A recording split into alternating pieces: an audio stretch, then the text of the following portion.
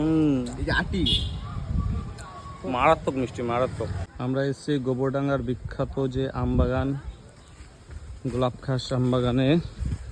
তো গোলাপখাস আমগুলো পেরে নিয়েছে, কিন্তু আরও প্রচুর প্রচুর আম গাছ আছে। এই বছর কিন্তু আম হিউজ পরিমাণে আম হয়েছে, দেখতেই পাচ্ছ। তো আমরা কিন্তু চলে এসেছি এখানে, দেখো হিউজ পরিমাণে আম হয়েছে কিন্তু প্রত্যেকটা গাছেই প্রচুর। এটা হচ্ছে মধুগুলগুলি আম,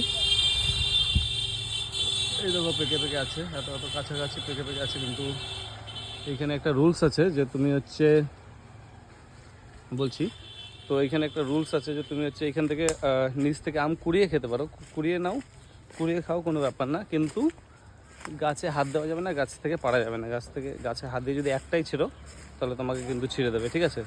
তো এখান থেকে তুমি মানে নিচে পড়ে থাকবে, পাকা আম এই টাইমে প্রচুর পড়ে, তো নিচে পড়ে থাকবে, সেখান থেকে নাও, কিন্তু এখান থেকে খেতে পারবে না। এই দেখো এখানে কত আম পেরেছে আরও।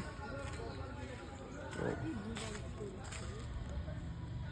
বিভিন্ন প্রজাতির আম কিন্তু এখানে, এগুলো সব গাছ পাকা, পিওর গাছ পাকা আম। পেকে পেকে গেছে, এখন আম পাড়া হচ্ছে, প্রচুর গাছ, বাগান বিশাল বড়।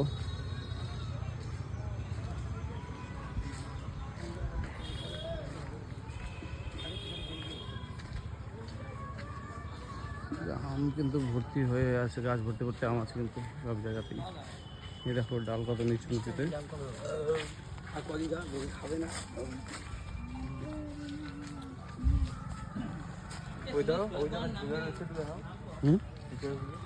ও বাই গড। তো তোমাদের একটা জায়গা দেখাচ্ছি যেখানে দেখো এত বড় একটা গাছ, এত বড় একটা গাছ দেখতে পাচ্ছ, কি বড় গাছ। এই গাছটা কিন্তু দেখা যায় আমার, তো এত বড় গাছ, একদম ডাল একটা দেখতে পাচ্ছ, মাটির সঙ্গে কিন্তু একদম ডাল লেগে গেছে, মানে এত বড় ডাল হয়েছে। আর এখানে কত আম দেখো, জাস্ট এই দেখো, এই দেখো এত বড় একটা গাছ, বিশাল বড় গাছ। এর একটা ডাল এমনি করে এসে নিচে একদম মাটির সঙ্গে এরকম যেন না পড়ে যায়। আর একটা আম গাছের ডাল দিয়ে কিন্তু এটা হেলান দেওয়া আছে। আর আম দেখো কত হয়েছে, বাও, এই আমটা ভালো আম।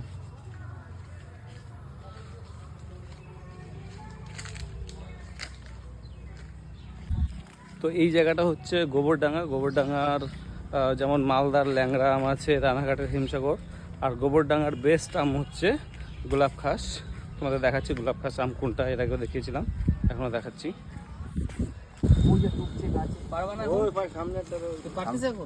না এখন পারবে না, ওই দুপুরের পরে পারবে।